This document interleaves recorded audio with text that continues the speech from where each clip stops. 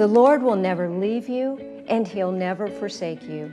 Even in the midst of your financial struggles, He will lift you up through it all.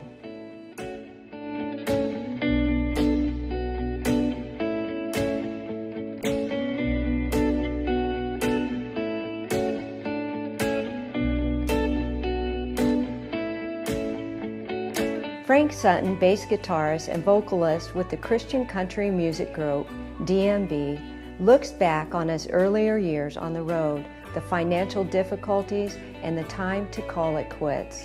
He too faced many financial challenges during those years, but God was faithful. 25 years later, the band reunited and with a new name, Jackson Heights. And they haven't slowed down yet. This is his story of unshakable faith. This is today's Nashville. Frank, I am so excited to sit down with you today. Me too. And that you are going to share your amazing journey. And it started when? Growing up. Like a lot of artists, come up through the church. Mom, dad sang, sister sang. Were you born here or where were you born? Oh, North Carolina. No, Goldsboro, North Carolina, born and raised.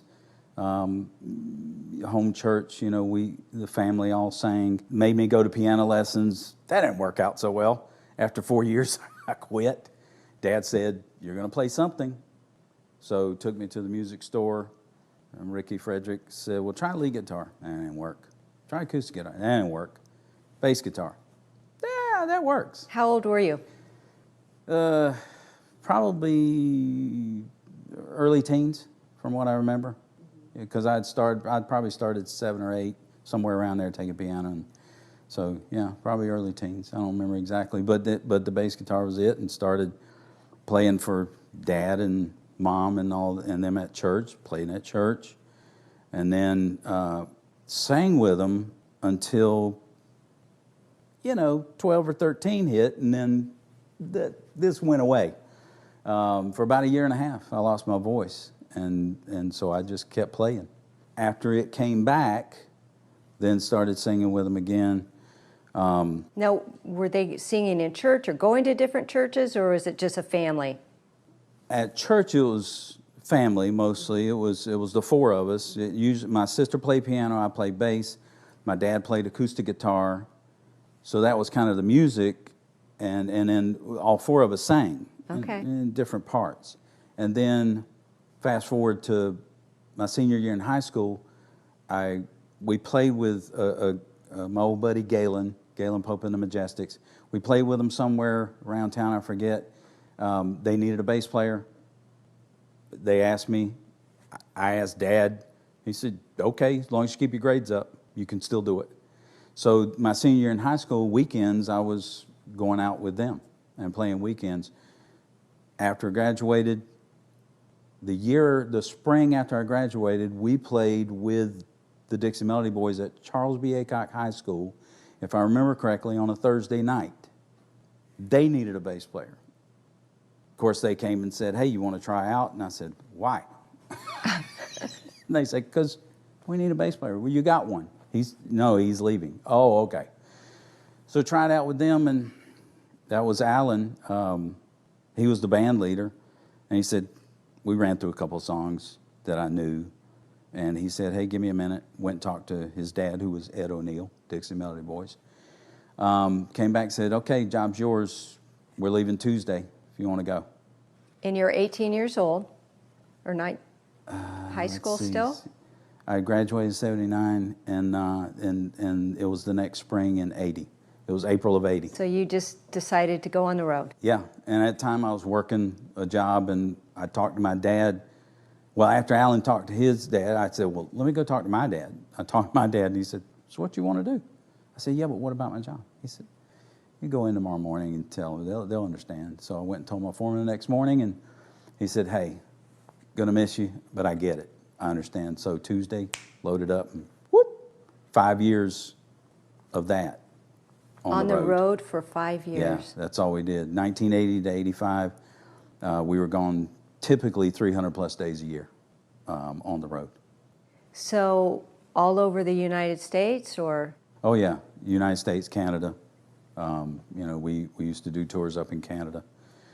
What was it like to be on the road at that young of age? All of us were young except Ed. Ed was the owner, bass singer. So he was like our father figure on the road, kept us straight, made sure we... Didn't get it, got to ask, did you get into any trouble during No, any stories? We did. Did you try? We did, no, because we knew better. We did stupid stuff, as being mischievous guys, playing pranks on each other was most of what it was. Like, if somebody decided to take a nap in the lounge and they fell asleep in the lounge, you just take a little mustard and, drop it on their tongue and when they wake up. Just stuff like that. Just like that. Yes. We just had a blast. We were young guys doing what we wanted to do, sharing the music, sharing the message, and enjoying our time. Let me take you back just a little bit. Yeah. When did you decide to become a follower of Jesus? Oh, that was 13. At a young 13. My family, we were singing at a revival just outside of town. Don't remember the church, but it was just outside of Goldsboro. One of those nights, he gave the message, and my brother-in-law, who is now a pastor, was singing bass with us, and he went up. Yeah, he went up with me and helped lead me to Christ. Yeah. And so you just brought that right into your 5 years on the road. Yeah, yeah. Any fun stories you can share about that? Any memorable stories or? Tons of memorable stories. Do you see a lot of people become saved during that time? Yes, and blessed. I mean, at that time, our whole thing was we want to give entertainment, Christian entertainment, good singing, good music. We want you to go away feeling better than you came. And yeah, if you don't know Christ, here he is. So what happened after that? I had gotten married in there, 83, had the first child in 84. While you were on the road and you... Yeah. Okay. Met her. She came to hear us and got married. And the first child, 84, but he came early. He was a 2.5-month preemie. Developed hydrocephalus, which is the old waterhead baby. Mm-hmm. They put a shunt in. It malfunctioned. A lot of surgeries, like 6 or 8 before he was 6 months old, and then consequent surgeries and a lot of medical bills. And back then, she had medical coverage, but it was the old 80-20. Well, when you have $1 million plus baby, you do the math. It adds up. So I had to get off the road end of 85 and help take care of him and her. And how did that affect your faith? it was tough. One of the hardest decisions I ever made, but I knew at the time I really didn't have a choice. It had to be done. Hated to leave the band and the guys, but had to take care of him and her. So it was not easy. But through it all, God was there.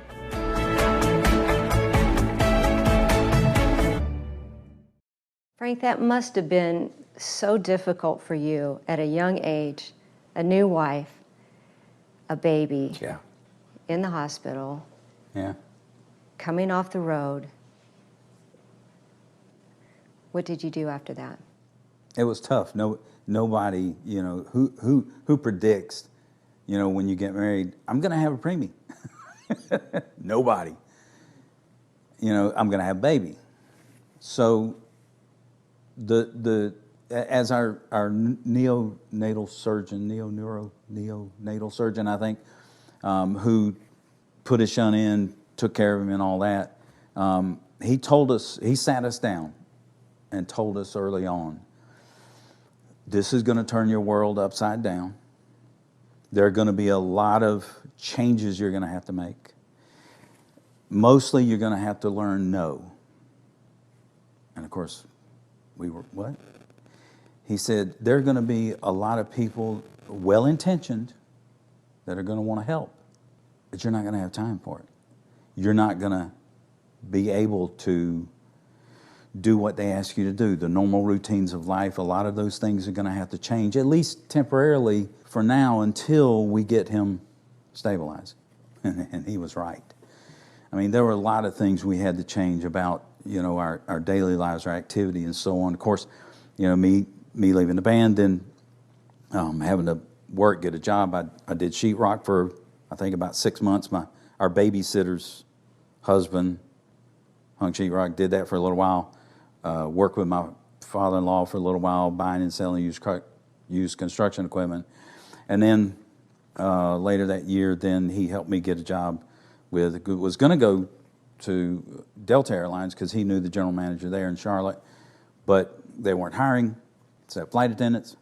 American was hiring, so he sent me over there, went to work with American because I just needed to work and needed, job, income, money, so did that. And so you had to completely start over from music into finding a...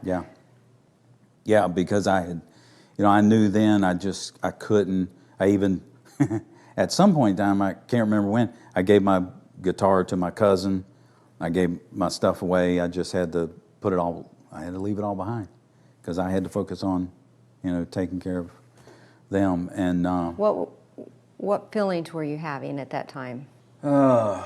When you had to leave it all behind and start a new chapter? Once I was done, there was no time to really think or worry about because we had so much going on with Landon, with him and the surgeries and the hospital and everything and the job and the work and the this and, and just surviving and paying bills. There wasn't a lot of time. So I just had to press forward and move on and trust that God would, lay it out and supply. And, as time went on, we got Landon stabilized. And then 4 years later, doctor said, okay, well, we think we know, why he was a preemie. And so we decided to have a second child. That was Chance. And she had to be in the hospital on bed rest for the last 3 months, the last trimester, because she started going in contractions. So Chance kept him until a month early, and then that was in '89, and then '91 we had our surprise baby, Logan. I call him my Disney baby. Yeah, 3 boys. Yeah, and had him in '91. Same thing. She had to be on bed rest last trimester, so got through that and so on. And then we got things kind of stable, and as I thought. And so she wanted to come home, be mom, so came home. I worked and worked and worked a lot.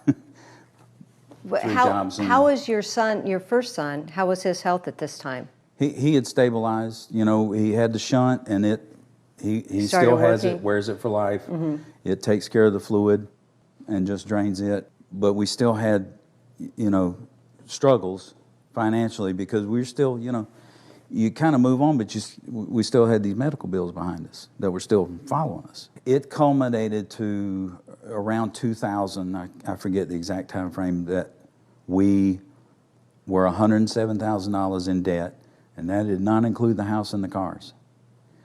That was just flat out debt. From hospitals and... From hospital, medical, this and that, trying to live, charge this. Did it cause a lot of stress? Woo! That's an understatement. But it was just because of some circumstance and some stupid decisions that we made. I went and met with a bankruptcy attorney. He said, you got one choice, file Chapter 7. It's all white clean. Then went and met with my godfather, who was like my spiritual mentor. I called him Coach. Bill Horton was his name. He said, well, you can do it man's way, or you can do it God's way. Man's way is filing the bankruptcy. God's way is, let me walk you through it, and I'll show you. And that's what we chose. And it turned out that God actually, normally bankruptcy 7 years, 10 years, whatever. It turns out that God's way was 6 years. And I can tell you and walk you through the transactions. What was it like? What did God teach you in those 6 years? Every day, and Coach told me this, every day you wake up and say, God, I trust you, and whatever you give me today, I'm going to do. And that's what I did. And every day I walked through it, and I was doing real estate and working at the airport at the same time, part-time airport, full-time real estate. And he, along with God, just led me and directed me to where God laid some things out and said, okay, here's a subdivision, here's a land deal, here's some other deals. And to where in 6 years, I was able to close deals, pay off all the debt, restore our credit, and put us back on solid ground. Isn't God amazing? He's awesome. He's such a guy. He's awesome. And I know it was him because of the guys that were involved and how that all happened. Because some of them I met, like Coach, I met at Bible study, fellowship. Mike, I met at Bible study, fellowship. And all those things came because, and through that. And it was just it was beautiful. It's beautiful to reflect on, and it was just wonderful to live through.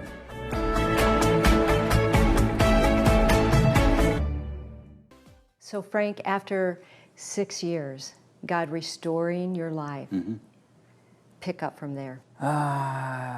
Solid ground. You know, had to get car for the oldest because high school, and then so they're growing up. Your kids are all growing up at this time. Yeah, and there was a house move somewhere in between because I was running out of bedrooms and bathrooms, so I had to get more for the boys, and so she would have her own bathroom, but college, and then the second one, high school, car, college, and then the third one, high school, car, college, and they were all awesome. They majored, through middle school, high school, they did musical theater, and then first one went musical theater, then switched to vocal performance. Second one, musical theater and sign interpretation, and then flipped the major after the first year, and the major and the minor, and then in sign interpretation, which is what he does now for the deaf, and then third one was acting major, and all did the thing and enjoyed it, and that carried us, through 2011 when they were off to college, and then I moved to Nashville.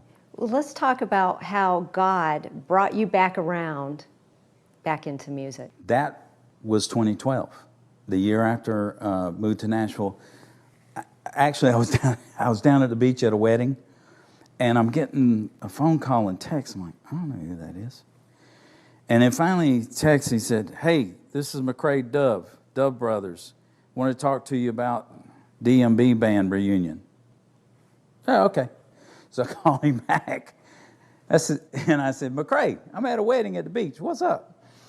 So he said, well, I'm putting together this benefit concert, and I wanted to see if you guys would come back together for a reunion of the D&B band, which when we were together in the early 80s, we had started out Southern Gospel and then transitioned to Christian country because of personnel changes in the vocals, and we actually started Christian country, which wasn't even a thing then. And we didn't know what it was then. We just needed different songs because we didn't have Southern gospel voices. We had country voices. That's kind of what we listened to. Mm-hmm. And, our heroes are Alabama and Oak Ridge and Gatlin's and all that. So anyway, we all said yes, got back together. It was like riding a bike. It was like being home. It was. It really was. We all just clicked again. We all love hanging out with each other as brothers and brothers in Christ. We love being together. And of course, the bonus is we get to do our music, which we love, and we get to, and then the extra bonus is we get to share the music and the gift He's given us with His message. Because we talked about it. We could at some point we could have transitioned to country and all that, and because we had a full band, and we actually in our day we were one of the few groups that had full band, but we said, you know what, we like our stuff, and we want everybody to know what we know.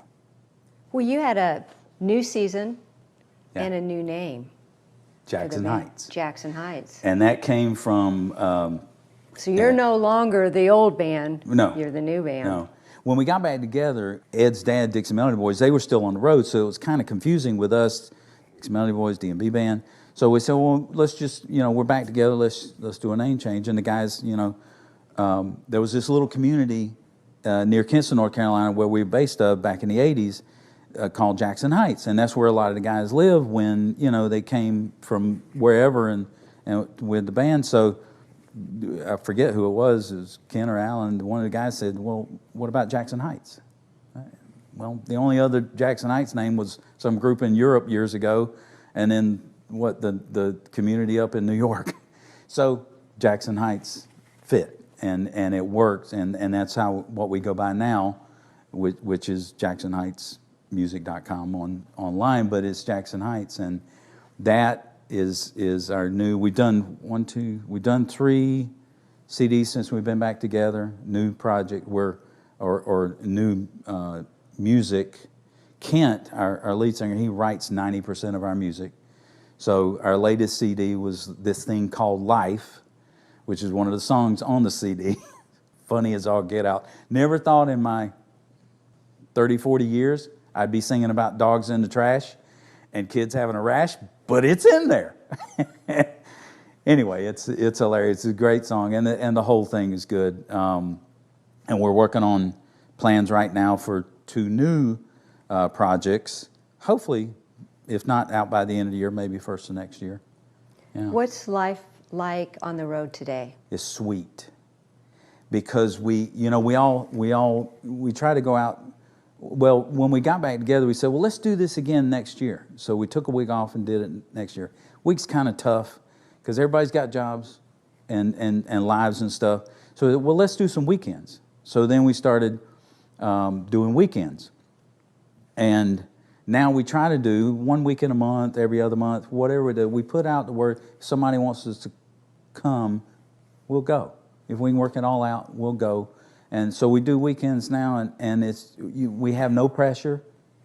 We don't have to worry about paying the bills, or where's fuel money coming from. There's none of that, and it's all sweet because we just get to go out and share, spend time together, and then the blessings are when, for instance, we sing up at this church in the Northeast, and this guy comes in, and he's just invited to come in because there was going to be this concert, music. Motorcycle, doesn't have a clue. He hears the music, it appeals to him, he accepts Christ. Frank, you are amazing. I love what God has done in your life. I love your tender heart. You are such a dear friend to us. Taxes. There you go. Got it back. Thank you, Frank. Thank you. My friend, are you facing financial challenges? Like Frank said, are you going to do it man's way, or are you going to do it God's way? If you do it God's way, He's going to turn you completely around, transform your life so that you can share your story of unshakable faith that will give Him honor and glory. This is today's Nashville. This is faith.